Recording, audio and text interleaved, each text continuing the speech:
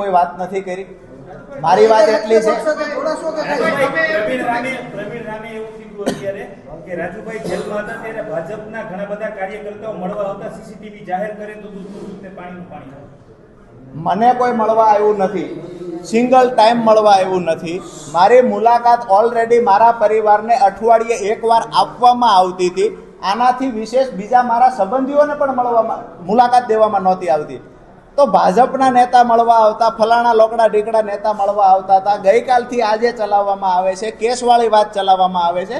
મને ક્યાંક ને ક્યાંક એવું લાગે છે કે રાજુ કરપડા આમ આદમી પાર્ટીને મજબૂત બનાવવા માટે 2021થી 25 સુધી કામ કર્યું ત્યારે રાજુ કરપડા સારો હતો। આજે રાજુ કરપડાએ કહ્યું મારે આમ આદમી પાર્ટી સાથે અમે કામ નથી કરવું, તો રાજુ કરપડા ખરાબ થઈ ગયું। સ્વાભાવિક છે કે અન્ય કોઈ પાર્ટીમાં તમે જાહેર જીવનના વ્યક્તિ છો, અન્ય કોઈ પાર્ટીમાં જોડાવાના છો કે કેમ, આ એક સૌથી મોટો સવાલ છે, એનો તમે ખુલાસો।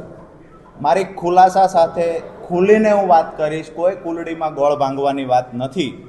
આવનાર સમયમાં અત્યારે તો અમે નક્કી કર્યું છે કે બિન રાજકીય રીતે ખેડૂતો માટે લડશું, પણ એક વાત ચોક્કસથી કહું છું કે ખેડૂતોના સારા કામ થશે। ખેડૂતો માટે મેં સપના જોયા છે, એ જો સત્તા પક્ષ પૂરા કરવા માટે તૈયાર હશે ને તો ડંકાની ચોટ પર સત્તા પક્ષની સાથે જોડાશે।